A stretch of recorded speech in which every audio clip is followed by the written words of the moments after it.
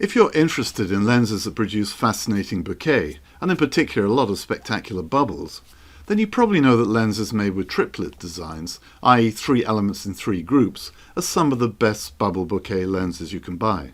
And one of the most famous of all bubble bokeh triplet lenses is the old Meyer Optik Görlitz Trioplan 100mm f2.8, introduced in the 1950s.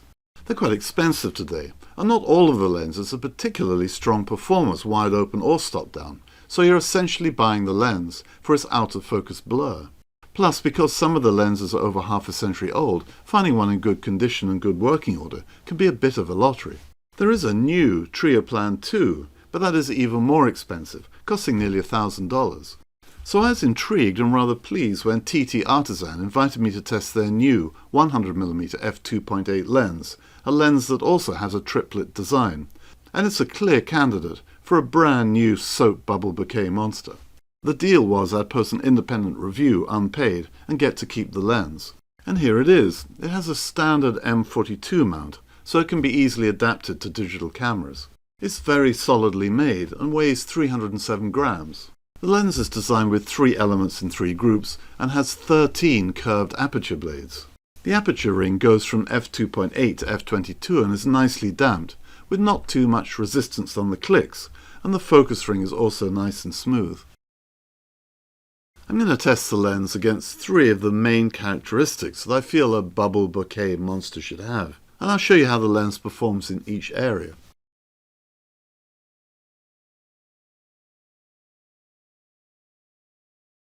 Firstly, you want the lens to produce interesting out-of-focus rendering and highlights.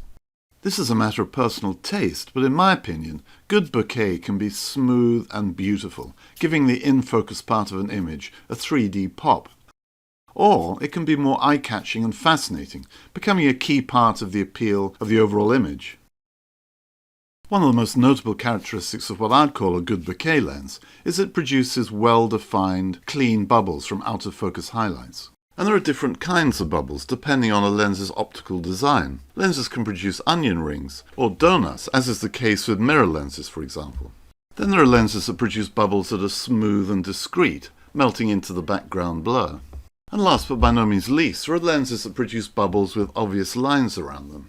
They look like soap bubbles, and these are the bubbles that triplet lenses typically produce. When you start to use TT Artisan's 100 f2.8, it's immediately apparent that this lens produces a lot of beautiful soap bubbles, as long as you have the right light and the right conditions, of course. I'll begin with these videos and then talk about the rendering of all out-of-focus areas and not just bubbles.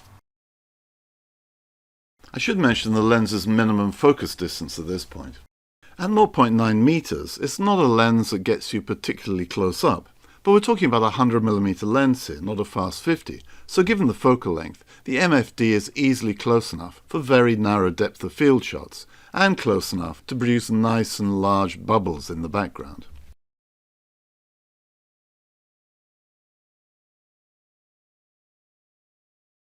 If you do want to get closer up, then you can always use extension tubes, and the lens performs very well as a macro lens, as long as you can nail the focus and keep it steady. I'll show you some more shots like this later.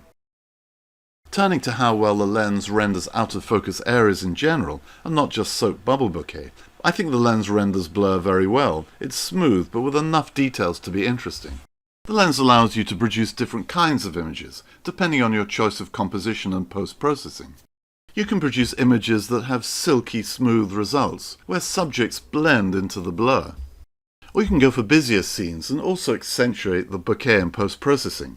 The lens is good at capturing busier scenes and producing fascinating and beautiful results, without the whole effect being too wild or disjointed. Talking about post-processing, if you want an absolutely classic vintage look to your images from the lens, then you will need to post-process a bit. The TT Artisan lens gives you a cleaner look in terms of colours than that typically produced by old lenses, and that's a good thing, but occasionally I like to add a slight golden brown tint to images to replicate the kind of tint some vintage lenses produce. The second characteristic of a great bokeh lens is that it's centre sharp wide open, or at least it's sharp enough, so the in-focus parts of the image are not too blurry.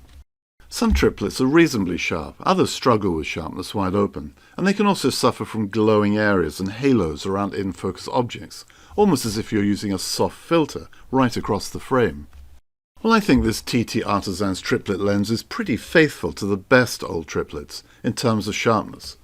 I would say that it's reasonably sharp wide open, i.e. sharp enough. It's certainly not razor sharp wide open, not compared to the latest modern lenses, but remember we're talking about a very old optical design here.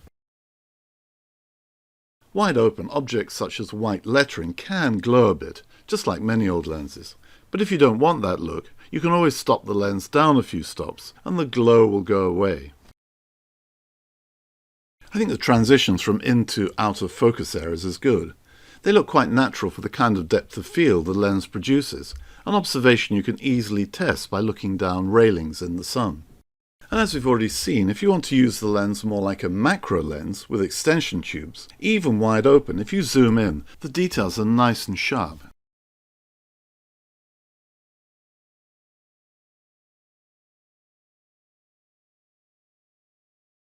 Thirdly, you really do want the lens to perform well stop down as well as wide open.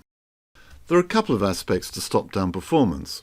The way the lens, and specifically its aperture blades, handle partly stop down shots and out of focus highlights, and what the lens is like to use as a walk around and portrait lens, including sharpness, colours, contrasts and so on.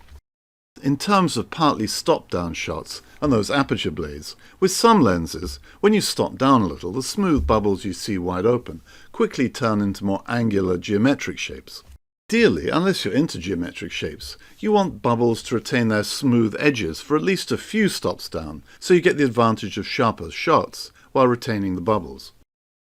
That's why multi-bladed lenses get their bokeh monster status, not simply because of the way they render wide open, but how the out-of-focus bubbles remain smooth as you stop down.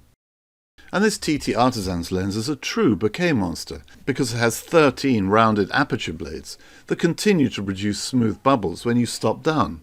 Here are examples of how the out-of-focus highlights retain their rounded shapes as you stop down. And a set of images side by side. It's only after f5.6 that the blades really start to show in the bubbles.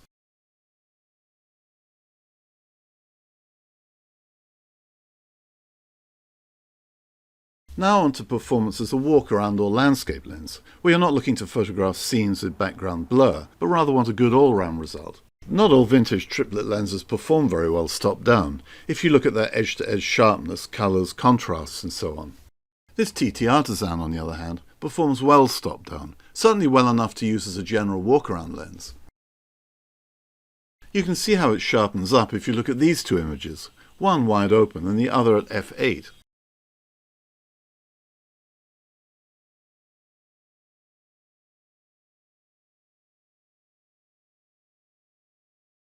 If you pixel peep at the centre and towards the edges, the lens is good, but not as sharp, especially at the edges, as a highly corrected modern lens with more complex designs, elements and groups.